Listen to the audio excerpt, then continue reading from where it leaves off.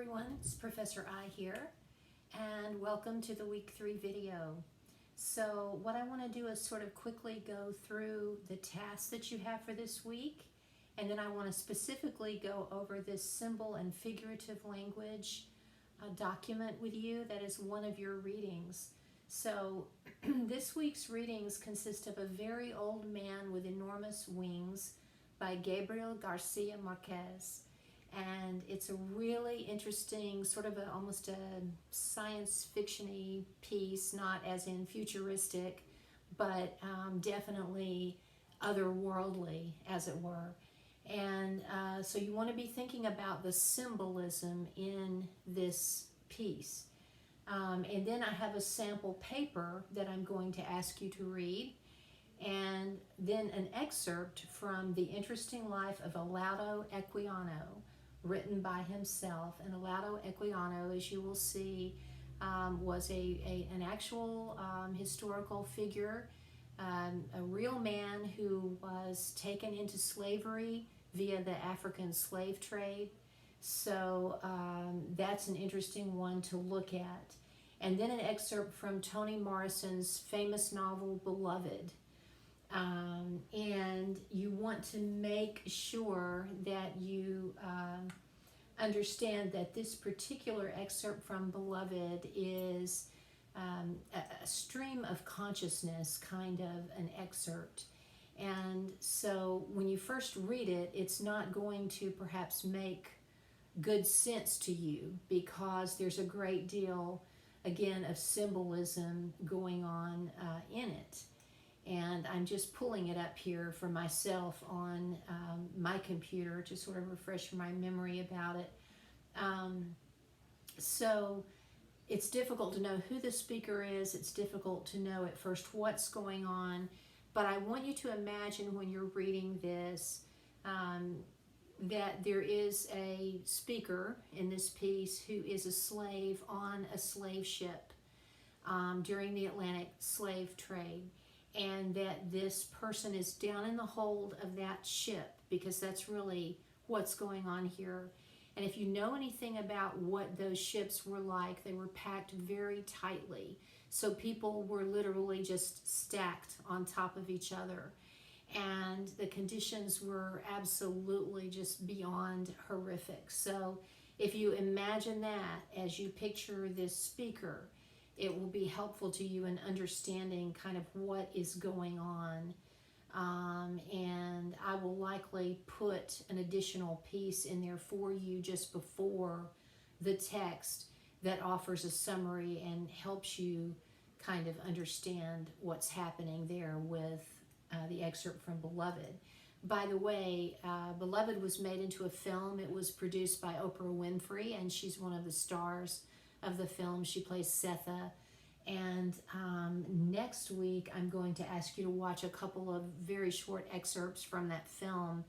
But if you have time and you're able to watch the full film, it is just absolutely riveting. I mean, it's a ghost story, actually.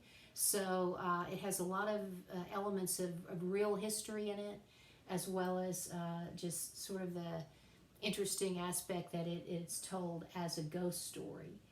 All right, so let's talk for a minute about symbol and figurative language. So if you go to content up at the top of the page, and then you go to course documents, and then you'll have to hit load more at the bottom of the page, and then you'll come to symbol and figurative language if you would like to follow along with me, because that's really what we're thinking about right now.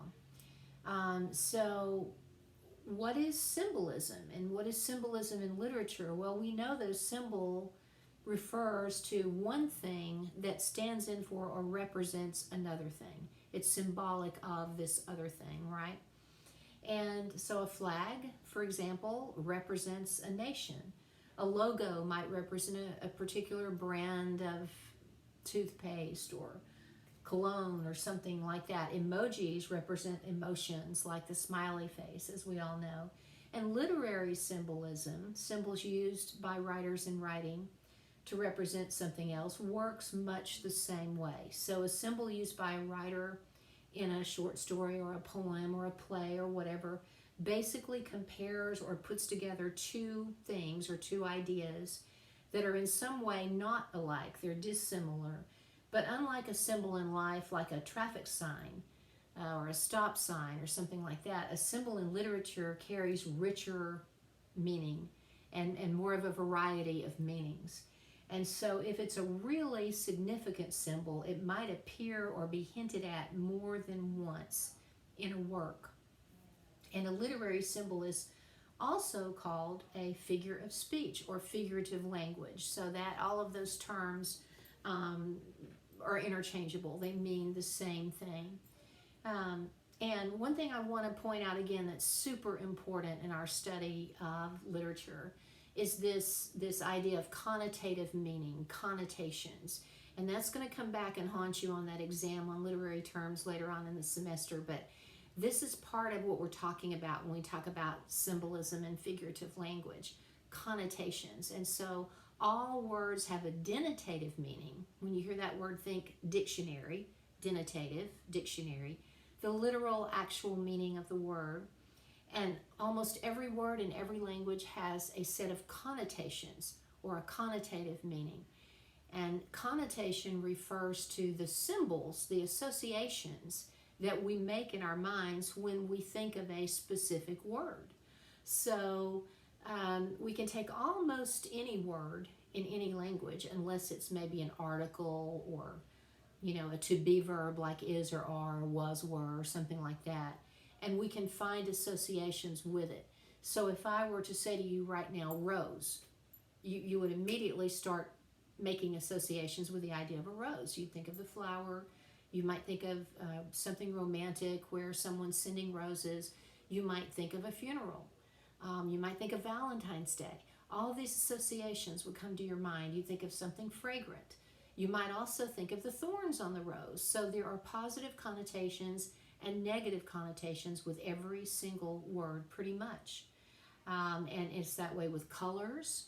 So if I were to point out the connotations of the word red, the color red, you might think of something fiery. You might think of redheads as being hot-tempered, but it's not true. That's a lie that people tell about we gingers. It's so not true. Or you might think of, something different than that. So all words have these connotative meanings. So kinds of symbols that you'll see in literature, there are traditional symbols and archetypes that stand in for something else. And so a white dove representing peace, that's a good example. That's a traditional symbol. That rose again. Or a snake symbolizing evil, coming from the original story of Genesis, are examples. And some of these symbols have become so pervasive throughout a lot of cultures that we would even call them an archetype. So that's an element that recurs in literature. It happens again and again and in myths of a lot of different cultures around the world. So that would include ideas like fire and water and maybe a tree. So you might think of the tree of life or the tree of knowledge of good and evil, or you might think of a tree as representing something fruitful.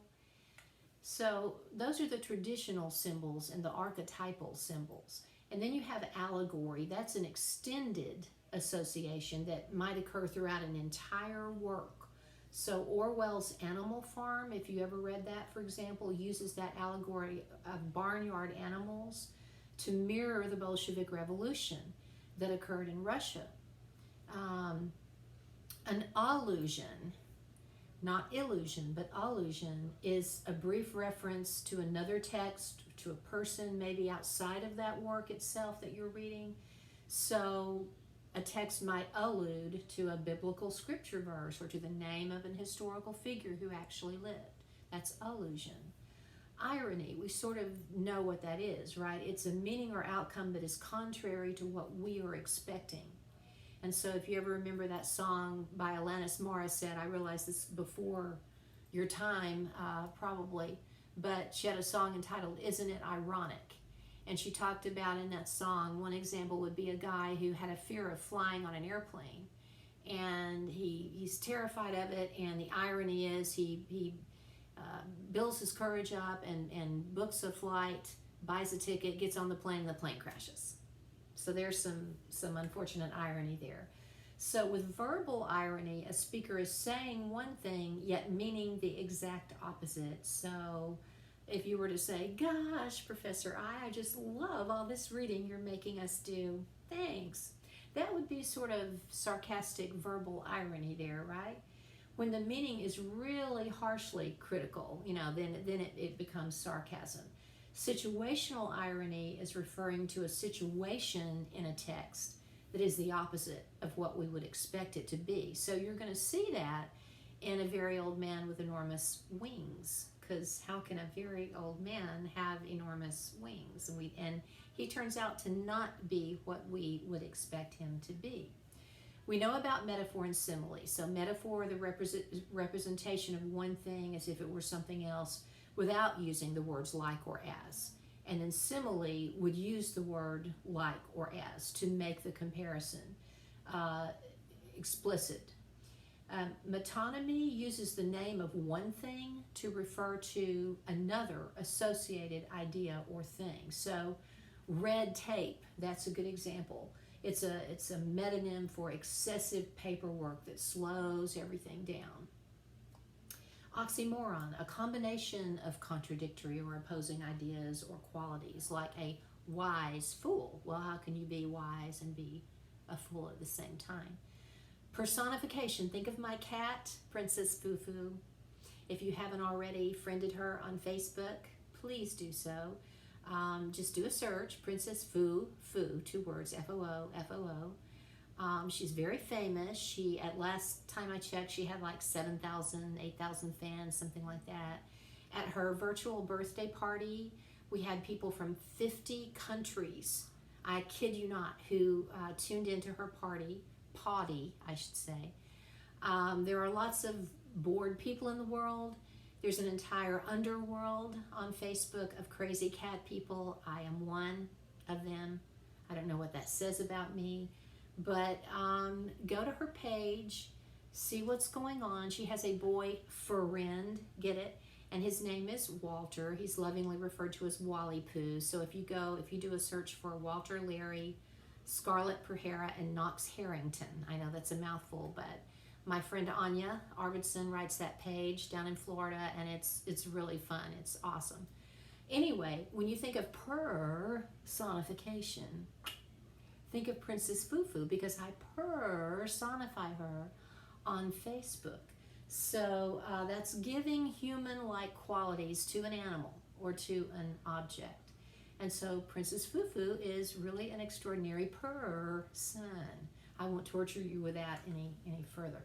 Synecdoche is a form of metonymy. It's a form of name substitution, in other words, in which the part of something represents the whole thing. So an example would be a sail.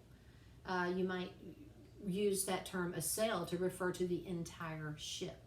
So that's sort of an example of that type of figurative language. So you'll see that in one of the discussion board topics, and there are 3 for this week, your job will be to find some figurative language in Equiano and Morrison. So in Toni Morrison's Beloved, and in the excerpt from The Interesting Life of Olaudah Equiano. And so you can read the instructions there, but having gone through this sheet with me will be very helpful to you. And then the other 2 topics in this week's board are considering a sample fiction analysis paper. So we'll actually look at a past paper and see what you think about it, and then finding or considering theme and meaning in Marquez. So also you'll be taking quiz 1 this week, so you want to click on the quizzes tab up toward the top of our Brightspace course site, and you want to look for quiz 1. You want to make sure that you have completed the readings and all of that before you take the quiz, so that you know what to do when you take the quiz, right? Looking ahead to next week, we don't have a video from me next week, But we do have those 2 excerpts from the film version of Beloved, and you have some things to read: introduction to setting and character, evidence to consider in analyzing a character, and then your idea worksheet for paper 1. And then you have, again, 3 topics in the week 4 discussion boards. So you can keep track of all this, as always, by following the schedule on your syllabus and by going to the weekly checklist section under content.